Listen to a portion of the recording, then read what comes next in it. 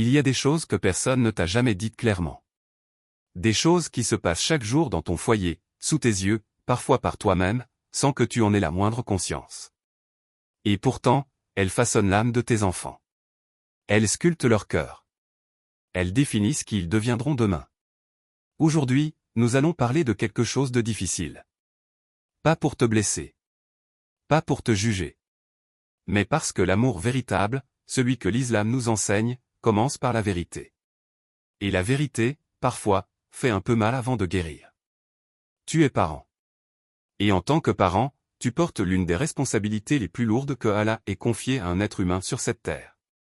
Le prophète, paix et salut sur lui, nous l'a rappelé, chaque être humain est gardien, et chacun sera interrogé sur ce qu'il a gardé. Tes enfants font partie de ce que tu gardes. Alors la question que je te pose ce soir, celle qui doit résonner dans ton cœur avant même que cette vidéo continue, est ce que tu sais vraiment ce que tes enfants voient, entendent et absorbent de toi chaque jour. Reste avec moi. Ce que tu vas entendre peut tout changer. Laisse-moi te poser une question simple. Quand tu t'énerves contre ton conjoint, quand ta voix monte d'un ton, quand tu prononces des mots que tu regretteras peut-être le soir même, est-ce que tu regardes d'abord si tes enfants sont dans la pièce? Probablement pas. Parce que dans le feu de l'émotion, le premier réflexe, c'est de laisser sortir ce qu'on ressent. Et c'est humain. Mais voici ce que peu de parents réalisent vraiment. Un enfant entre 3 et 10 ans enregistre tout. Son cerveau est comme une éponge parfaite, sans filtre, sans recul, sans la capacité d'analyser et de relativiser comme un adulte. Ce qu'il voit, il l'intègre comme une vérité. Ce qu'il entend entre ses parents, il le traduit en croyance. Et si ce qu'il voit régulièrement, c'est de la colère, des cris, du mépris ou de l'humiliation, même sans que ce soit dirigé contre lui, son système nerveux l'enregistre comme une norme. Comme quelque chose de naturel. Et plus tard, il reproduira exactement ces schémas dans sa propre vie, dans son propre foyer, avec ses propres enfants. Tu comprends maintenant pourquoi l'islam insiste autant sur la maîtrise de soi. Ce n'est pas seulement pour toi. C'est pour la génération que tu es en train de former sans t'en rendre compte. La chaîne ne s'arrête que si quelqu'un décide de la briser. Ce quelqu'un, c'est peut-être toi, aujourd'hui. Parlons d'un péché que presque personne ne nomme. Un péché discret, silencieux, mais dévastateur sur le long terme. C'est le mensonge devant les enfants. Pas le grand mensonge. Pas la trahison spectaculaire. Non. Le petit mensonge de tous les jours. Tu dis à ton enfant, dis-lui que je ne suis pas là. Tu promets d'aller au parc samedi, et samedi arrive sans aucun parc. Tu déformes une situation devant lui pour te justifier. Tu dis que tu vas faire quelque chose et tu ne le fais pas. Et tu te dis peut-être que c'est sans importance. Que c'est la vie. Que tout le monde fait ça. Mais voici ce que l'islam nous enseigne avec une clarté absolue. Le prophète, paix et bénédiction sur lui, a explicitement mis en garde contre le fait de promettre quelque chose à un enfant et de ne pas tenir cette promesse. Ce n'est pas anodin. Parce qu'en mentant devant ton enfant, en mentant à ton enfant, tu lui enseignes que le mensonge est acceptable. Que la parole donnée n'a pas de valeur. Que l'on peut promettre et ne pas tenir. Et lui, il grandira avec cette conviction ancrée profondément. Et peut-être qu'un jour, il te mentira. Et tu te demanderas d'où il tient ça. La réponse sera dans le miroir. Nos enfants ne font pas ce que nous disons. Ils font ce que nous sommes. Voici quelque chose qui se passe dans des milliers de foyers musulmans chaque jour. Le père ou la mère qui critique l'autre conjoint devant les enfants. Parfois directement, ton père ne fait jamais rien de bien, ta mère est toujours comme ça. Parfois indirectement, avec un soupir lourd, un regard de mépris, une phrase à demi-mot. Mais l'enfant capte tout. Et ce qu'il ressent face à cette situation est quelque chose que peu de parents imaginent. Il ne se dit pas papa a tort ou maman exagère. Non. Il se dit, à l'intérieur de lui, d'une manière qu'il ne peut pas encore verbaliser, la moitié de moi est mauvaise. Parce que l'enfant s'identifie à ses deux parents. Critiquer l'un, c'est blesser une partie de l'enfant lui-même. C'est une réalité psychologique et spirituelle profonde. Et l'islam nous l'a dit bien avant la psychologie moderne, le lien de la famille est sacré. Le respecter, c'est une adoration. Le briser, même verbalement, même en privé, a des conséquences que nous ne mesurons pas toujours. Est-ce que cela signifie qu'on ne peut jamais exprimer ses frustrations? Non. Mais il y a un temps, un lieu, une manière. Et devant les enfants, jamais.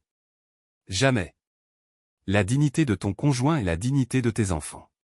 Rappelle-toi en cela. Le livre qui peut t'aider à aller plus loin sur ce sujet est disponible dans la description et dans les commentaires épinglés. Prends le temps de le lire. Il a transformé des foyers entiers. Nous continuons. Et ce que je vais te dire maintenant touche quelque chose de très profond. Quelque chose que nous faisons souvent par amour, paradoxalement. C'est l'inconsistance dans les règles et les limites. Un jour tu interdis quelque chose, le lendemain tu le permets parce que tu es fatigué. Un jour tu récompenses un comportement, le lendemain tu le punis pour la même chose selon ton humeur. Et l'enfant, lui, ne comprend pas les règles en tant que telles. Il comprend les signaux. Il comprend les émotions de ses parents. Et quand ces signaux sont contradictoires, il apprend quelque chose de très dangereux, que le monde est imprévisible. Que les règles n'ont pas de valeur fixe. Que tout dépend de l'humeur du moment. Et cela crée chez lui une anxiété profonde, un manque de sécurité intérieure. Parce que la sécurité d'un enfant ne vient pas de l'argent, ni des jouets, ni même de l'amour exprimé avec des câlins. Elle vient d'abord de la prévisibilité. De savoir que quand papa dit non, c'est non. Que quand maman dit je t'aime et je te protège, c'est vrai et constant. En islam, la parole est un engagement. Et avec nos enfants, nos paroles sont des piliers. Fragilise ces piliers par ton inconsistance, et c'est tout leur édifice intérieur qui vacille. Construis-les avec constance, et tu leur offres une fondation pour toute leur vie. Parlons maintenant d'un péché que beaucoup de parents commettent avec les meilleures intentions du monde. C'est le péché de comparer ses enfants. Regarde ton frère, lui il travaille bien à l'école. Ta sœur ne se comporte pas comme ça. Quand j'avais ton âge, moi je. Ces phrases semblent anodines. Mais pour l'enfant qui les entend, elles ont l'effet d'une petite lame qui s'enfonce doucement. Encore et encore. Jour après jour. Chaque comparaison lui dit, sans le dire explicitement, tu n'es pas assez bien tel que tu es. Et peu à peu, cette conviction s'installe en lui comme une vérité absolue. Il arrête d'essayer de s'améliorer pour lui-même, parce qu'il a intégré qu'il sera toujours insuffisant. Ou au contraire, il développe une compétition maladive avec ses frères et sœurs, source de jalousie, de rivalité, parfois de haine familiale, qui dure des décennies. L'islam nous appelle à valoriser chaque individu dans sa propre nature, dans ses propres dons, dans sa propre relation avec Allah. Chaque enfant est une âme unique, créée avec des qualités qui lui sont propres. Ton rôle n'est pas de le transformer en une copie de quelqu'un d'autre. Ton rôle est de l'aider à devenir la meilleure version de lui-même. Regarde ce qu'il est. Pas ce qu'il n'est pas encore. Et dis-le lui. Il y a un péché que très peu de parents reconnaissent, parce qu'il porte un masque respectable. C'est le péché de l'absence émotionnelle. Tu es physiquement là. Tu es dans la maison. Mais tu es sur ton téléphone, dans tes pensées, dans tes soucis professionnels. Et ton enfant, lui, il est là. Il te parle. Il te raconte quelque chose. Il te montre son dessin. Et toi, tu hoches la tête machinalement, sans vraiment être présent. Et il le sait. Les enfants savent toujours si tu es vraiment là ou si tu es absent malgré ta présence physique. Et ce qu'ils apprennent de cette expérience répétée, c'est quelque chose de dévastateur. Ce que je vis, ce que je ressens, ce que je crée, ce n'est pas important pour les personnes que j'aime le plus. Et un enfant qui grandit avec cette conviction ne cherchera pas ses besoins émotionnels auprès de ses parents. Il les cherchera ailleurs.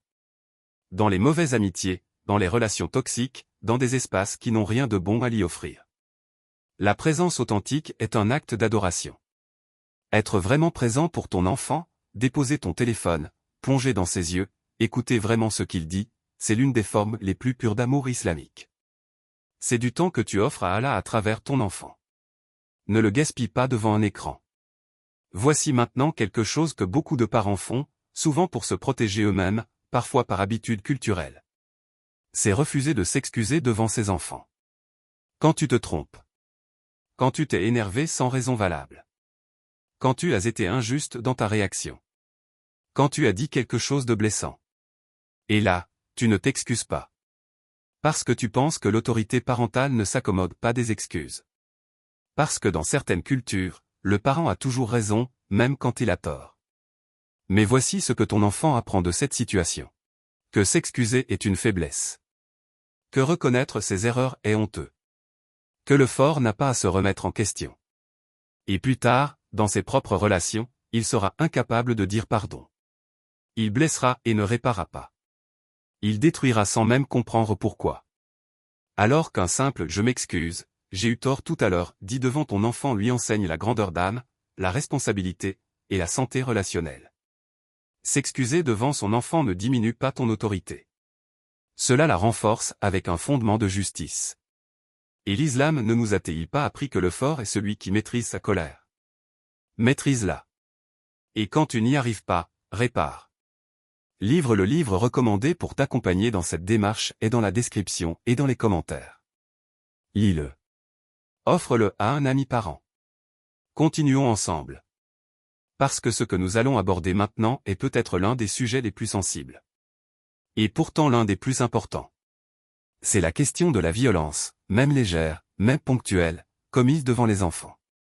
Que ce soit une gifle en reconjoint, une bousculade, une poussée dans un moment de colère intense. Ou même une violence verbale très forte, des cris, des insultes, une humiliation publique. Voici ce que la science et la spiritualité islamique s'accordent à dire. Un enfant qui grandit en témoin de violence conjugale, même sans en être directement la cible, subit un traumatisme. Son système nerveux apprend que les personnes qui s'aiment peuvent se faire du mal. Que le foyer n'est pas un lieu sûr. Et cette empreinte-là reste. Elle reste dans son corps, dans ses réactions, dans ses choix de vie. Elle se transmet, parfois, à sa propre famille des années plus tard. L'islam nous a donné un idéal du foyer, la sérénité, le repos, la paix. Le foyer doit être un abri, pas une zone de guerre. Si tu traverses des moments de grande tension dans ton couple, cherche de l'aide. Parle à un imam de confiance, à un conseiller islamique, à un professionnel. Mais ne laisse pas tes enfants devenir les témoins silencieux d'une douleur que tu peux choisir d'arrêter. Tu as ce pouvoir. Utilise-le. Il est temps de parler d'un péché plus subtil encore. Et celui-là touche directement à notre foi. C'est la négligence de la prière en présence des enfants. Non pas qu'on ne prie pas. Mais on prie en secret, rapidement, loin des enfants, comme si c'était une affaire purement privée. Et les enfants, eux, ne voient jamais leurs parents en état de prière. Ne voient jamais leur père poser son front sur le sol pour Allah. Ne voient jamais leur mère lever les mains en invocation, les yeux fermés, les lèvres qui bougent doucement. Et puis on s'étonne que nos enfants grandissent loin de la prière. Mais comment pourraient-ils aimer ce qu'ils n'ont jamais vu aimer? Comment pourraient-ils valoriser ce qu'ils n'ont jamais vu valoriser? L'éducation islamique ne passe pas d'abord par les mots. Elle passe par les actes visibles, par les exemples vivants. Quand ton enfant te voit prier avec calme et dévotion, il intègre que Allah est présent dans cette maison. Que la prière est naturelle, belle, normale. Quand il te voit lire le Coran chaque matin, il apprend que ce livre est une priorité. Sois le rappel vivant de l'islam dans ta maison. Sois l'exemple. Parce que ton enfant n'a peut-être pas besoin de plus de cours d'arabe. Il a peut-être besoin de voir que tu crois vraiment ce que tu lui demandes de croire. Je veux maintenant te parler d'un péché que certains parents ont appris de leurs propres parents. Et qu'ils répètent sans le questionner. C'est l'étouffement émotionnel. Arrête de pleurer, t'es un homme maintenant. Ce n'est pas grave, t'exagères. Les filles fortes ne pleurent pas. Tais-toi, tu vas énerver tout le monde. Ces phrases, qu'on a parfois entendues dans notre propre enfance, ont une fonction immédiate. Elles éteignent l'émotion visible. Le calme revient. Mais à quel prix? L'enfant apprend que ses émotions sont un problème. Que ressentir est une faiblesse. Et il construit, brique après brique, un mur entre lui et son monde intérieur. Un mur qui l'empêchera plus tard de communiquer dans son couple, de gérer sa colère sainement, de demander de l'aide quand il en a besoin. L'islam ne nous a pas enseigné le stoïcisme froid. Le prophète, paix et bénédiction sur lui, a pleuré. Il a exprimé ses émotions. Il a montré sa tendresse. L'expression émotionnelle saine est un signe de santé, pas de faiblesse. Quand ton enfant pleure, demande-lui pourquoi avec douceur. Quand il est en colère, aide-le à nommer ce qu'il ressent. Quand il a peur, reste avec lui. Ne lui dis pas que ce qu'il ressent n'existe pas. Aide-le à le traverser. C'est cela, le rôle d'un parent qui se rapproche de l'idéal islamique. Voici maintenant un péché qui touche directement à la justice. Et la justice, en islam, est une valeur absolue. Elle ne s'arrête pas à la porte de ta maison. Elle s'applique aussi envers tes propres enfants. Ce péché, c'est l'injustice entre les enfants. Favoriser l'un par rapport à l'autre. Donner plus d'attention, plus d'amour visible, plus de cadeaux, plus de temps au premier, au dernier, au garçon, à la fille, à celui qui réussit mieux à l'école. Et souvent, le parent ne réalise même pas qu'il le fait. C'est inconscient. Ancré parfois dans des croyances culturelles très profondes. Mais les enfants, eux, le voient. Avec une précision chirurgicale. Ils comptent les câlins. Ils savent qui a eu plus de temps avec papa ce week-end. Ils voient qui reçoit plus de compliments à table. Et celui qui se sent moins aimé développe soit une profonde blessure d'abandon, soit une haine sourde envers son frère ou sa sœur qui durera parfois toute une vie. Le prophète, paix et bénédiction sur lui, a clairement recommandé l'équité entre les enfants jusque dans les gestes d'affection. Ce n'est pas une suggestion. C'est un principe fondamental de l'éducation islamique. Regarde tes enfants ce soir. Est-ce que chacun d'eux se sait aimer de façon égale et inconditionnelle? Le livre recommandé est dans la description et dans les commentaires épinglés. Il t'aidera à construire une équité réelle dans ton foyer. Continuons sur notre chemin ensemble. Parce qu'il reste des péchés importants à nommer. Et celui que nous abordons maintenant est particulièrement répandu dans notre époque. C'est le péché de l'exposition précoce au conflit conjugal numérique. Tu te disputes avec ton conjoint par message. Tu lis des échanges houleux sur ton téléphone, tu soupires, tu te crites, ta voix change, ton visage se ferme. Et ton enfant est là, à côté de toi. Il ne voit pas les messages. Mais il voit tout le reste. Il voit que ce petit écran peut en quelques secondes changer l'atmosphère de toute la pièce. Il apprend à associer le téléphone à l'attention, à l'anxiété, à l'éloignement de ses parents. Et plus subtilement encore, il apprend à surveiller le visage de ses parents comme indicateur de sécurité. Quand tu vas bien, il va bien. Quand tu es tendu, son corps se met en alerte, même s'il ne comprend pas pourquoi. Ce radar émotionnel est une capacité extraordinaire que possèdent les enfants. Mais elle peut devenir une source d'épuisement pour eux si l'atmosphère familiale est constamment instable. Protège ton enfant de cela. Pas en étant faux. En apprenant à réguler tes émotions avant d'entrer dans son espace. En trouvant un moment calme, loin de lui, pour gérer les tensions de ton couple.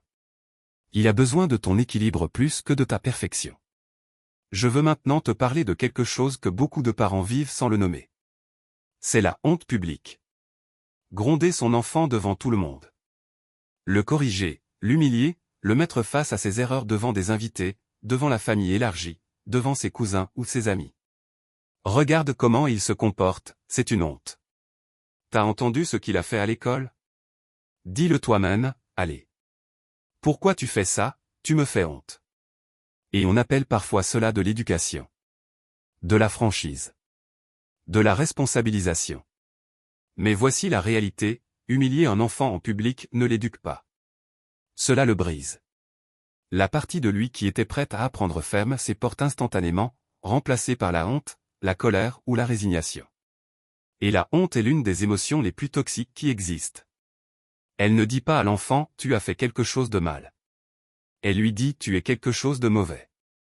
Et un enfant qui grandit avec cette conviction de lui-même ne se lèvera pas pour changer. Il se soumettra ou se rebellera, mais dans les deux cas, loin de son vrai potentiel. L'islam nous apprend à corriger en privé, avec douceur, sans exposer la dignité d'autrui. Et l'enfant est un autrui. Il a sa dignité. Il la mérite. Respecte-la, et il se respectera lui-même. Nous arrivons à un péché que peu de parents osent regarder en face. Parce qu'il touche à quelque chose de très intime. C'est le péché de l'instabilité spirituelle visible. Ne pas prier devant ses enfants, nous en avons déjà parlé. Mais il y a plus. C'est le fait de parler mal des autres musulmans devant tes enfants. De critiquer l'imam, la mosquée, les pratiquants, les femmes voilées ou non voilées, les gens qui font ou ne font pas. C'est de montrer que la religion est une source de jugement et de division plutôt qu'une source de beauté et de paix. C'est de vivre l'islam de façon schizophrène, stricte dans les apparences, négligent dans les comportements fondamentaux. Et l'enfant qui observe cette contradiction en tire une conclusion simple et redoutable. L'islam, c'est compliqué, incohérent, hypocrite. Et il grandira peut-être en s'en éloignant, non pas par rébellion consciente, mais parce que le modèle qu'il a eu ne lui a pas donné envie d'y entrer. La beauté de l'islam doit vivre dans ton foyer.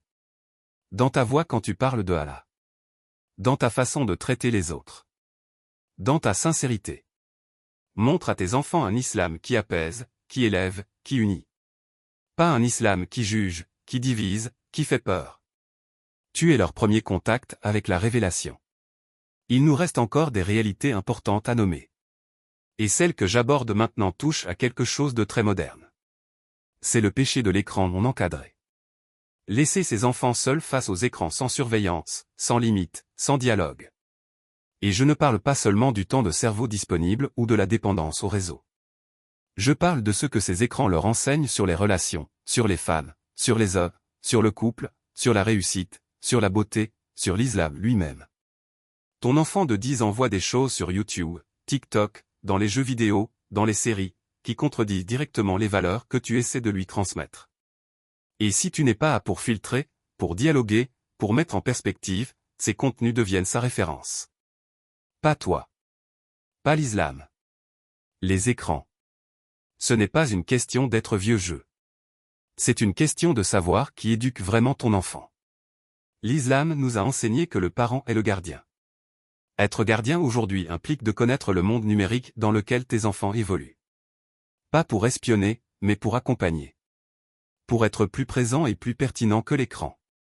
Pour être leur guide dans un monde qui cherche à les perdre. Livre le livre recommandé pour t'accompagner est mentionné dans la description et dans les commentaires. Ne le rate pas.